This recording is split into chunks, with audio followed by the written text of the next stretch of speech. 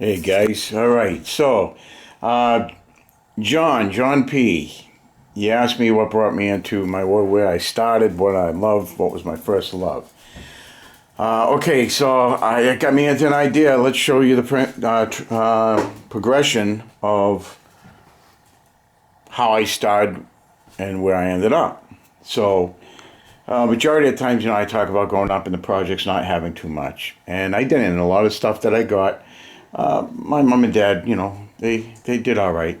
And I started out when I was about 7 to 8. And I started out with the Timmy toys, basically generic soldiers that every kid got here in the States, if they were lucky enough.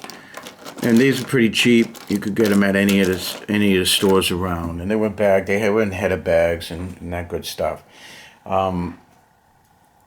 Later on, when we moved out of the projects, my dad got a better job. I ended up getting a paper route.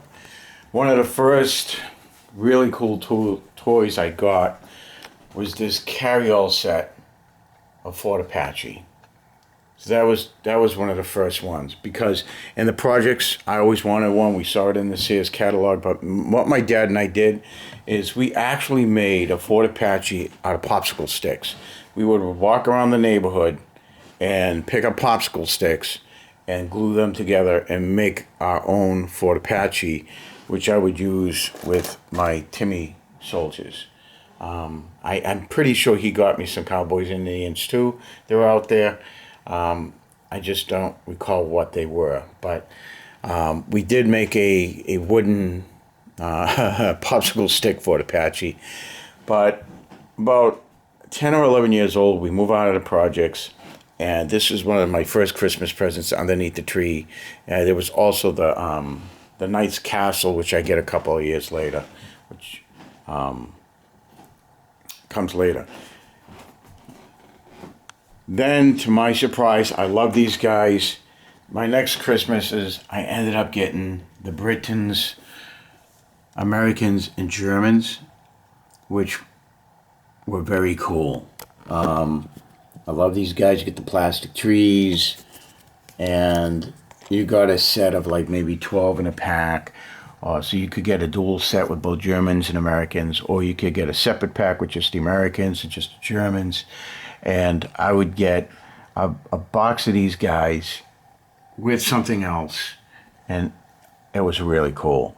Here we got the 7th Cavalry, and my mom and dad would intermix the boxes of stuff, and I would end up getting these guys, and I was thrilled. I couldn't believe it.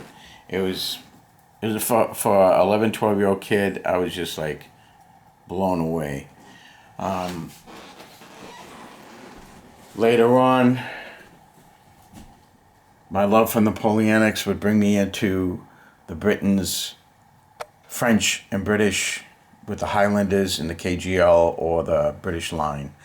And once I was old enough to walk to school on my own and not get dropped off and started my paper route, I started exploring several things. One of them was this.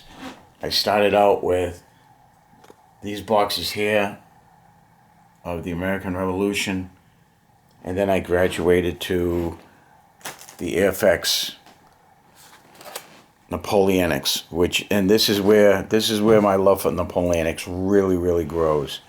So in the 70s, I started picking up all the Airfix boxes of, these are my favorites. My Imperial Guard were my favorite.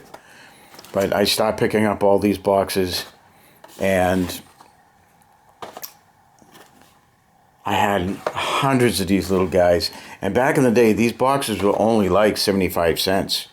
Look at this one. This was $1.29, and that's relatively new.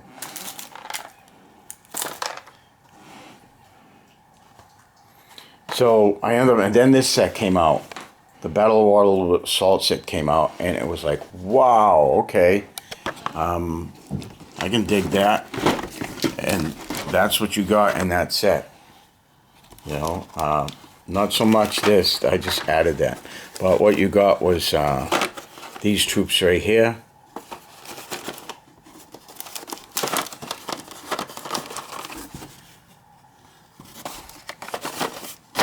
You got the farmhouse, Hussars, Highlanders, RHA.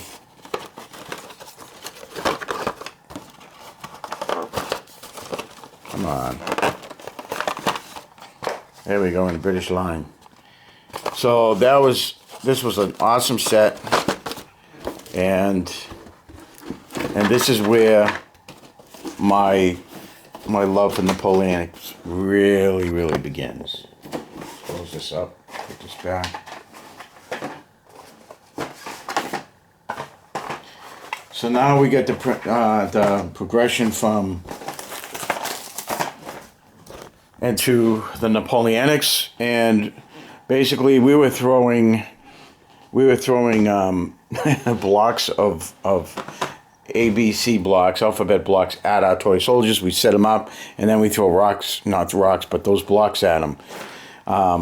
Later on, as I get older, I found this book. Well, not this particular book. This is I picked this up off of eBay, but I ended up getting a book from the Lowell City Library, The Bulge, and I saw all the plastic soldiers, all these monogram models in here, and I said, oh man, this is really cool.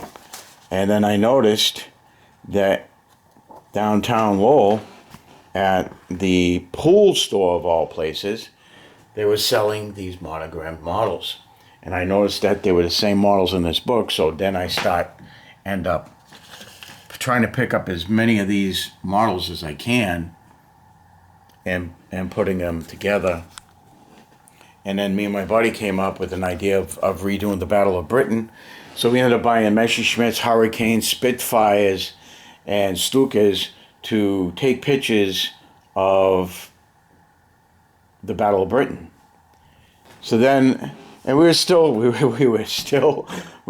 throwing rocks, not rocks, blocks. We were throwing blocks at our soldiers until, in the Lowell Library, I find, of course, this is not the Lowell Libraries. This is one that I picked up off of eBay, and this is called Charge, and this was a war game book, one of the very first war game book that I ever read, and it's Charge, or How to Play War Games by Brigadier P. Young and Lieutenant Colonel J.P. Lawford.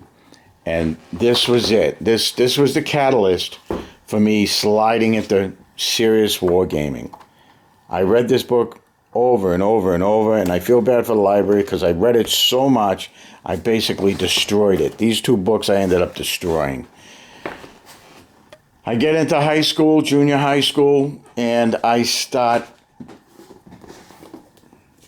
seeing this stuff. Dungeons and Dragons. I become curious. I start looking into it. Because back in the day, you had to walk everywhere, and basically close friends, families played Dungeons and Dragons because it was quite a walk.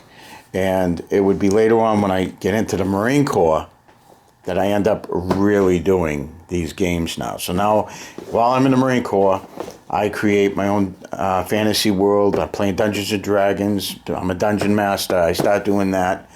My wife ends up buying me the first edition of Warhammer. Not this one, but the original one, the first one. She buys me that, and I end up buying a few Space Marines and some Imperial Guard. They're not here, so let me take you downstairs and I'll show you exactly what I'm talking about. I end up going to the hobby store in Havelock, North Carolina, right across from the base, and I end up picking up, which box do I pick up? Where are they? Right here. I pick up this box right here, that Imperial Guard box right there, and I end up picking up, where are they? Come here, guys. Where are you guys? Where are you guys? They're in here, right here. These guys right here, my first Marines that I end up painting. Of course, they're Dark Angels now, but it was a Salamander, a Space Wolf, and an ultramarine. And I ended up painting those guys those colors. Of course, now they're stripped. I wish I didn't do it. They were really, they came out really good. But now they joined my Dark Angels army. So, but those were my first Marines that I got. And these were my first Imperial. And this is my original box. That's the first Imperial guide I got. Later on, I would pick up other things. So, as far as my love for Napoleonics, I have my Hugh Mob, Al-Hassan, my soldiers here. We've got these guys in the works over here. We got my first Airfix, what I was telling you about. We got Airfix up here, and SE, and we got Airfix and SE there, as well as up here as well. Our first La Hassan Airfix building there, and then if you look over there, you see just boxes and boxes of Napoleonics. So yes, my first love is Napoleonics, and then we slide into at least a Wargaming Warhammer 40K. Historically, it is actually World War II, so it's Napoleonics and World War II, and then we slide into sci-fi, science fiction. So with that being said, we do the Dungeons and Dragons. Of course, we slide into Warhammer, Rogue Trader, which was it's interesting. It's very tough to learn, but it's interesting. And then you slide into the 2nd edition Warhammer, which is all this stuff right here. Which 2nd edition, I like 2nd edition. I think is really cool. But I think the best edition for Warhammer 40K was 3rd edition. But prior to 3rd edition, while we were doing Warhammer, guess what we slide into? We slide into Battletech. And Battletech was awesome. So you started out with that. You had these here. You had your plastic mechs, and then you had your metal mechs. So, well, I guess we'll have to take another trip down into the basement, won't we? Because there are a few things I want to show you down here that I didn't bring up, but I just remembered, which is pretty cool. So, what are we doing? I'm making you guys dizzy, aren't I? So we got a few models up here. World War II, historical stuff, which is cool. I like. Battlefield Gothic came out, and I really got into Battlefield Gothic. I love that. So our Battletech stuff is over here. So we have a few here. Now I've got a lot of them boxed up and put away. And well, one of my favorites was the Battlemaster and the Atlas. And then the Madcap will come out later, and the Marauder, which I really, really like. So now we're looking at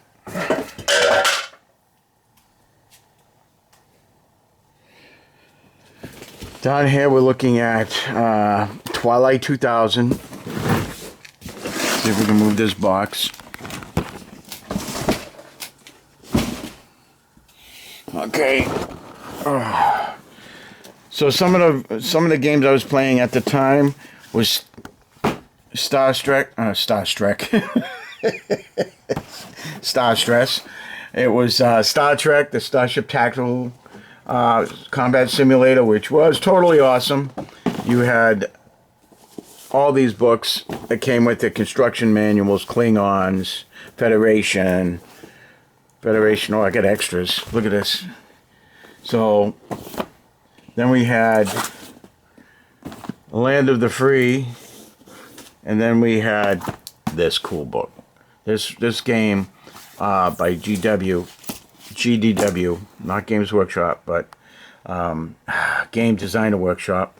This was Twilight 2000, which was really cool because at the time when we were growing up, Cold War was a thing. It really was. Going to war with the Soviet bloc was tantamount on everybody's mind.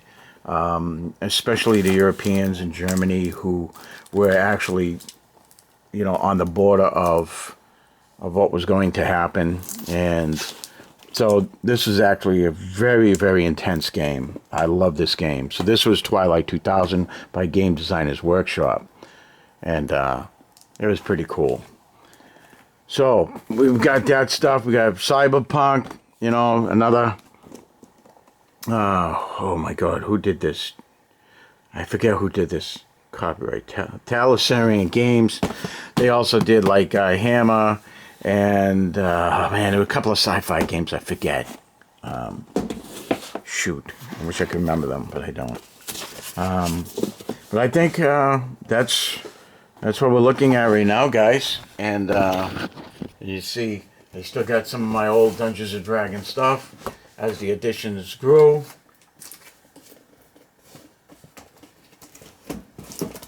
You follow the progression of the different editions of Dungeons and Dragons, Warhammer 40K, and the journal, that kind of neat stuff. Well, and what else we got? So you saw all that stuff, and I think that's about it. And then if we look in here, do we have enough time? No, it's 16:28. I don't have enough time. But if I don't say goodbye, guys, I'm going to say it now. There was a game in here. There it is right there. Flat Top. Flat Top was awesome. I love this game. And this one right here, Tank Battle. Tank Battle was cool too. Like, oh my God. And look at this. Broadside. Yep.